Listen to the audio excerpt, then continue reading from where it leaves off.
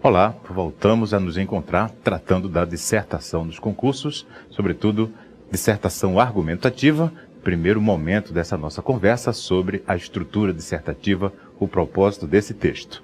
Já esclarecemos aqueles aspectos que fazem parte do procedimento de avaliação de todas as organizadoras. Buscar qualificadores como apresentação textual, legibilidade, paragrafação, respeito às margens, coerência, coesão no texto, clareza e objetividade, correção gramatical, concisão e propriedade vocabular devem ser elementos buscados em todos os textos que vocês produzirem, independentemente da circunstância em que os produzam. Seja qual for o perfil de concurso, ou mesmo nas suas rotinas diárias profissionais, fazer texto claro, objetivo, coerente, conciso e coeso é o objetivo de todos os que pretendem se comunicar pela modalidade escrita. Estamos a tratar especificamente da dissertação dos concursos na modalidade argumentativa. Após a lembrança daqueles aspectos gerais que fazem parte de todos os critérios das organizadoras, vamos começar agora a pontuar de que maneira deveremos estruturar o nosso texto. E para dar uma referência inicial acerca de como pensarmos na estrutura dissertativa, lembrarei aqui uma referência na língua portuguesa e na estrutura de texto dissertativa, que vem de não muito recente, desde 1655, olha a data desse nosso exemplo. É o Antônio Vieira, o padre que se notabilizou na história da literatura do Brasil e da própria língua portuguesa quanto à sua capacidade argumentativa. É dele um famoso sermão da 60ª que tomamos a liberdade de adaptar para tratarmos da estrutura dissertativa. Acompanhe comigo o texto do Vieira, em que ele nos dá as principais referências de como pensarmos na estrutura dissertativa. Você certamente já ouviu em toda a trajetória escolar algum professor a dizer: dissertação possui introdução, desenvolvimento e conclusão. E são essas as referências com as quais partimos para produzir o texto. A nossa dissertação terá uma introdução. Será que você lembra como introduzir? O que é introduzir? O que você vai construir no seu parágrafo introdutório? É isso que vamos esclarecer. Como desenvolver? Quais aspectos devem ser observados quanto ao conteúdo do desenvolvimento e de que maneira estruturá-lo? E a conclusão? O que se faz na conclusão? Esse breve parágrafo do Antônio Vieira, adaptado do sermão da 60ª, ilustra para nós como pensarmos em uma estruturação dissertativa. Ele inicia dizendo: há de tomar o redator uma só matéria. Há de defini-la para que se conheça, há de dividi-la para que se distinga. E faça uma breve interrupção aí. A essa altura, nós temos a noção do que é fazer uma introdução. Há de definir o candidato, o tema a ser tratado e, dessa maneira, vai apresentar as informações gerais e abrangentes para o leitor acerca daquilo que será tratado na sua dissertação. Nem sempre os temas que são oferecidos ou cobrados ao candidato deixam de forma muito clara toda a análise que será realizada acerca do assunto. É por isso que nas linhas iniciais você precisará compor uma tese central, uma ideia central acerca daquilo que vai estar presente no seu texto. Introduzir nada mais é do que nortear o leitor quanto ao assunto a ser abordado no texto. E, ao mesmo tempo, você antecipa quais os argumentos que vão estar presentes na sua dissertação e sustentar a sua tese apresentada. Por isso, adaptando-nos ao que o Vieira recomenda, há de tomar o redator uma só matéria. Defini-la para que se conheça, definir, entenda, apresentar, informar, trazer informações gerais acerca do assunto, levar o seu leitor a conhecer a proposta de análise. E isso se faz de modo delimitado. Quando sugerimos que você tome uma só matéria, isso significa, para todo tema, há uma amplitude muito grande de abordagens possíveis. Seja qual for o tema, ele poderá ser tratado de diferentes maneiras. A maneira como você vai tratá-lo é o que você esclarece nas linhas iniciais de sua dissertação. Portanto, repito, há de tomar o redator uma só matéria. Não busque analisar todos os leques de possibilidade que um mesmo tema sugere. Isso caberia numa enciclopédia. Milhares de páginas caberiam para cada um dos temas, por mais simples que ele pareça ser. Um mesmo tema pode receber um tratamento à luz de uma abordagem econômica, social, política, histórica. Pode-se fazer um confronto cronológico de como um determinado tema era tratado numa sociedade, num determinado tempo. Com isso, quero dizer o quê? Qualquer que seja o assunto, admite um leque muito vasto de possibilidades para a sua análise. As linhas iniciais da sua dissertação buscarão apresentar ao leitor a perspectiva que você escolheu para a abordagem do tema. Por isso é que você vai iniciar a sua dissertação apresentando para o leitor essa tese central acerca de o que vai ser tratado. Ao mesmo tempo, você informa e delimita o tema. O que é essa delimitação? Tome uma só matéria, defina para que se conheça, divida para que se distinga. Ou seja, eleja a maneira como um determinado assunto será tratado e, ao mesmo tempo, apresente as linhas dessa abordagem. Ou seja, quais os argumentos que você vai utilizar para sustentar a posição inicial assumida frente ao tema. É nisso que consiste introduzir. E ainda segue o Vieira. Há de tomar uma só matéria, defini-la para que se conheça, dividi-la para que se distinga. Há de prová-la com a realidade. Adaptamos aí, já que o Vieira fala como padre e ensina a arte de se fazer sermão, que é um texto de estrutura dissertativa, nós adaptamos não de provar com o Evangelho, como ele propunha lá no passado, mas de provar com a realidade. Há de declará-la com a razão. Há de amplificá-la com os exemplos, há de impugná-la com as circunstâncias, com as conveniências, com os inconvenientes que se hão de seguir. Isso significa, pense nos desdobramentos que o seu texto vai receber a partir da abordagem que você elegeu na definição do tema. Definir o tema é apresentar uma ideia central. Distinguir esse tema é listar os argumentos que você utilizará para a abordagem daquele assunto. Na etapa de desenvolvimento, você vai problematizar aquela abordagem, vai exemplificar, trazer causas, consequências, circunstâncias, amplificar a sua análise de forma encadeada e progressiva. De forma bem simplificada, podemos dizer, você vai levar o leitor a compreender melhor aquela abordagem a que você se propôs e a concordar com aquela perspectiva assumida. De modo que podemos dizer, à luz do que o Vieira sugere, desenvolver é ampliar a análise, é ilustrar os exemplos, ou com exemplos, a argumentação proposta pelo candidato nas linhas iniciais. Fazer o leitor concordar com a perspectiva adotada, por isso ele lista um conjunto de atitudes que você deve assumir ao longo do desenvolvimento. Provar com a realidade, declarar com a razão. Evite argumentos de natureza subjetiva ou de natureza pessoal, emotiva, religiosa. Embora tenhamos um religioso como referência de como pensar em dissertação argumentativa, não use argumentos religiosos, argumentos de natureza pessoal, emotiva, subjetiva. Busque a realidade para comprovar uma determinada tese, para sustentar os seus argumentos. Amplie essa análise, trazendo prós e contra, causas e efeitos, argumentos de natureza política, histórica, social, mas que todos fundamentem, embasem a linha argumentativa que você assumiu.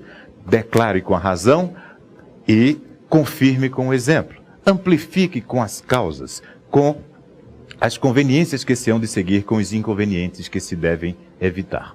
Isso é pensar no seu desenvolvimento. Na estrutura do seu texto dissertativo, você, no momento em que desenvolve, ilustra, exemplifica, comprova, faz o leitor entender e concordar com sua perspectiva. E por último, na conclusão, o que há de você fazer? Há de responder às dúvidas. Seu leitor não pode ficar assim, indagar após a leitura do texto. Pelo contrário, ele deve estar satisfeito quanto à compreensão de uma determinada problemática, quanto à análise de um certo assunto. O entendimento do leitor vai estar atrelado à maneira como você expôs o seu conteúdo. Por isso, as linhas iniciais, a introdução, definem o assunto a ser tratado, apontam os argumentos que serão utilizados para sustentá-lo. No desenvolvimento, você justifica a tese, comprova os argumentos, defende a perspectiva adotada. E na hora de concluir, deixe o leitor satisfeito quanto à abordagem que foi realizada, esclarecido, convencido acerca de sua análise. Por isso, na sua conclusão, você há de responder às dúvidas e satisfazer as dificuldades. Há de impugnar e refutar com toda a força da eloquência os argumentos contrários. E isso significa, caro candidato, que você irá, na sua etapa conclusiva, deixar uma análise fechada, concluída, sem arestas, sem indagações para o leitor. Ele precisará responder aquilo a que ele se indagava quando iniciou a análise. Se há uma problemática, a conclusão resolve a problemática. Se há uma polêmica sobre um determinado assunto, a conclusão resolve aquela polêmica. Se há um determinado tema a ser analisado, a conclusão fecha essa análise. Por isso, você vai satisfazer todas as dificuldades e, sobretudo, vai impugnar e refutar com toda a força da eloquência argumentos contrários. Pense comigo. A perspectiva mais válida que pode ser assumida frente a um determinado tema é a sua. Por isso, modéstia zero na hora de concluir. Se você inicia uma conclusão com seria possível que, não vai ser possível. Se você traz elementos que transmitem dúvidas, do tipo, é possível, quem sabe, um dia, talvez, esses elementos não vão auxiliá-lo no propósito de convencer um leitor. Por isso você há de refutar os argumentos contrários. Dissertar é a arte de convencer por meio das palavras. Eu quero convencê-lo, então eu vou ser imperativo na maneira de propor. Já percebeu que em todas as situações em que alguém quer convencer algo, quer sugerir a uma outra pessoa acerca de um determinado procedimento, ela é imperiosa? Note os comerciais, as propagandas, as mensagens publicitárias. A nossa conhecida Coca-Cola, por exemplo, diz, beba Coca-Cola. Talvez não venderia tanto se ela dissesse na sua publicidade, talvez você goste se experimentar. Não convenceria um público consumidor. Então pense da mesma maneira na hora de formular a sua opinião conclusiva, na hora de levar o leitor a aceitar a abordagem que você fez ao longo do texto, também seja imperativo. Faça com que ele concorde com a sua análise e imponha sua maneira de ver o assunto. Deve-se fazer isso ou aquilo, convém fazer aquilo outro, é necessário se admitir isso e aquilo. É assim que você vai formular a sua etapa conclusiva.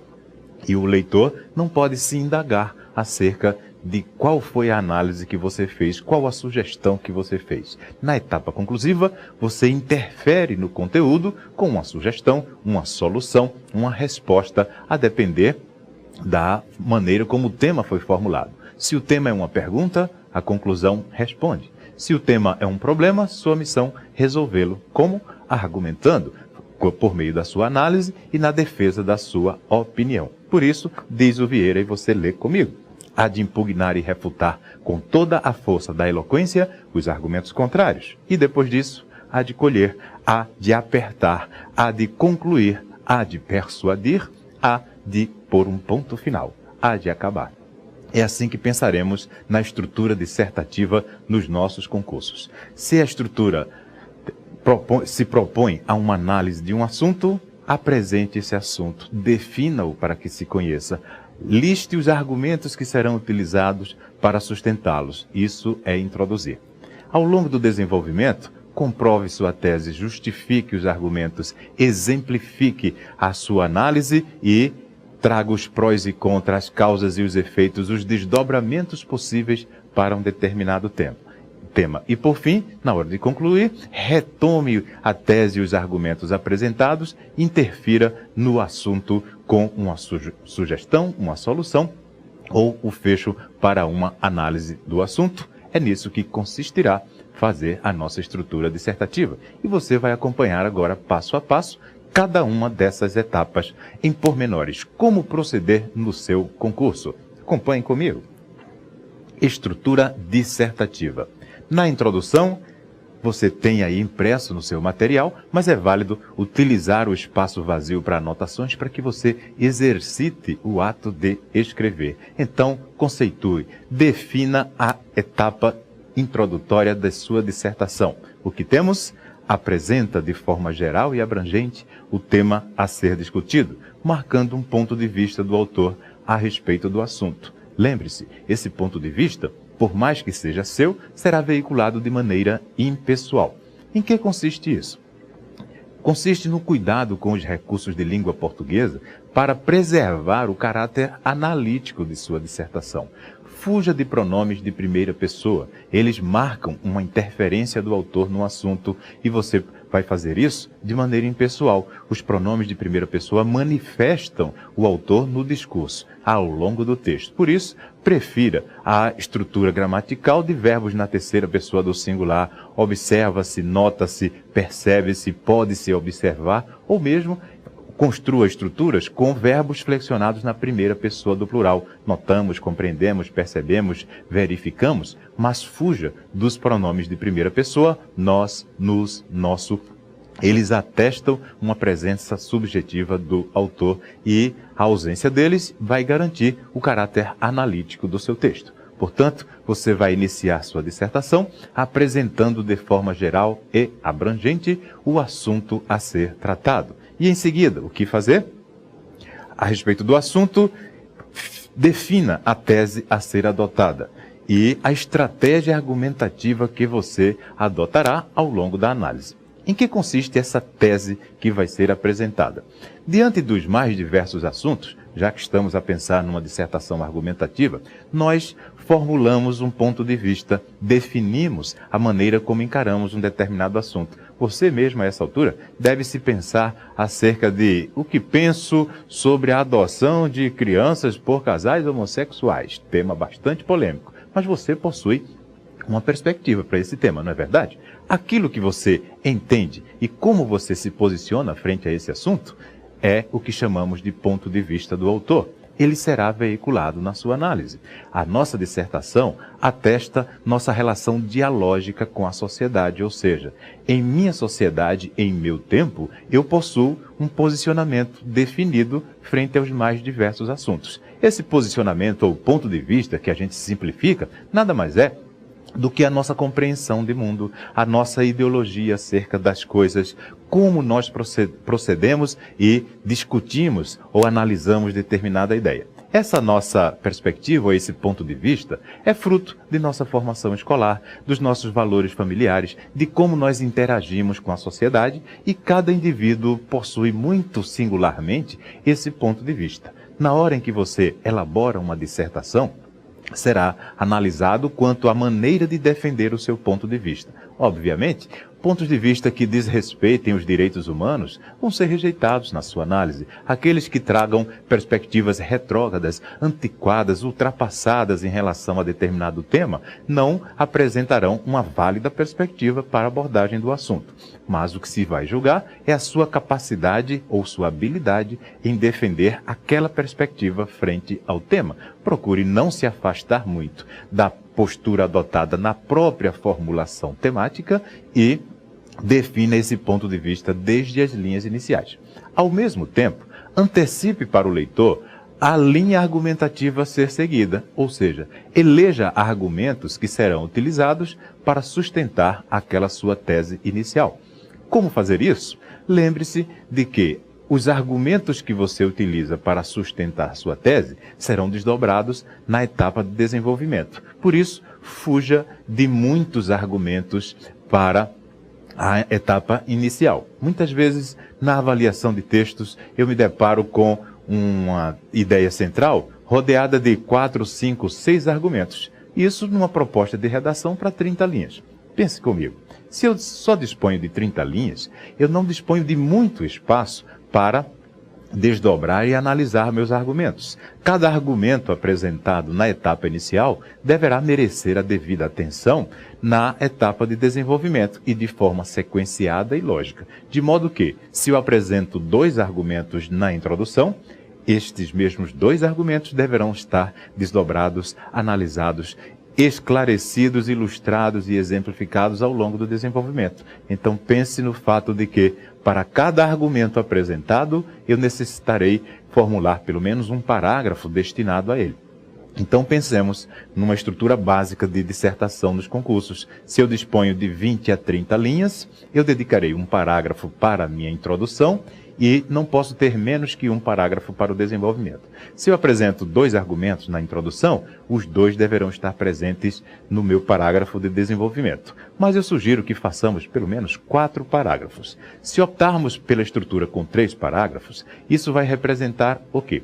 Um parágrafo de desenvolvimento muito longo. Afaste-se daquela noção que certamente alguém já lhe sugeriu para os exames vestibulares. Uma introdução menorzinha, um desenvolvimento maiorzinho. Faça parágrafos mais ou menos proporcionais. Não precisa que eles sejam milimetricamente iguais, mas faça-os de maneira proporcional. Então, uma estrutura com 4 parágrafos vai estar bastante adequada. Uma estrutura em que você vai apresentar uma tese e os argumentos que serão defendidos e uma etapa de desenvolvimento contando com 2 parágrafos, pelo menos, em que você desdobre aqueles argumentos indicados lá nas linhas iniciais. Quanto à introdução, portanto, o que é que nós vamos fazer na etapa inicial? 1. Apresentar uma ideia central. É nela que veiculamos o nosso ponto de vista, nossas crenças, nossos valores, nosso posicionamento frente a um determinado tema, nós os transformamos em tese, em ideia central. Se você, por exemplo, concorda com o fato de que devem-se buscar formas alternativas de energia, por exemplo, uma temática bastante atual, energia limpa, biodiversidade e preservação da espécie no planeta. Se você defende a utilização de energia limpa em detrimento de energia fóssil, então é a sua linha inicial da dissertação que vai dizer isso. Quando um tema, por exemplo, contempla as questões ambientais, nas linhas iniciais, se você defende uma busca de energia renovável, comece sua introdução dizendo, ou melhor, informando o assunto que vai ser abordado e, ao mesmo tempo, deixando claro esse posicionamento frente ao tema. Como vai ser defendido esse posicionamento é o que você vai trazer no desenvolvimento. Que argumentos você elegeria para sustentar, por exemplo, a ideia da busca de energias renováveis em detrimento da energia fóssil? O que vai ser possível para você a partir da adoção desse novo tipo de energia? É assim que se pensa no momento de introduzir. E antes mesmo de elaborar seu parágrafo introdutório, nós vamos ter uma etapa de planejamento do nosso texto. O rascunho não deve estar destinado a fazer uma redação mal feita e depois transcrevê-la, fazer o famoso passar a limpo. A etapa de rascunho é o momento em que nós vamos planejar o texto para em seguida executá-lo. Lembre-se de que engenheiro calcula e depois executa a obra. Médico examina para depois executar a cirurgia, compor um diagnóstico e executar a cirurgia. Concurseiro não vai fazer uma redação mal feita e depois transcrevê-la, passá-la a limpo. Nós vamos nos familiarizar com a ideia de planejar o texto antes mesmo de executá-lo. Na etapa introdutória, nós vamos listar com quais ideias analisaremos o assunto, quais os argumentos que serão adotados para sustentar o nosso ponto de vista e, em seguida, formular um parágrafo curto, de 3 a 4 períodos, não muito extensos. Numa redação de 30 linhas, por exemplo, ele vai ter esse parágrafo de 6 a 8 linhas, não muita extensão, para fugir do parágrafo longo, que é sinônimo de problema de pontuação, de concordância, de regência. Formule parágrafos de 6 a 8 linhas. Essa quantidade de linhas não é regra.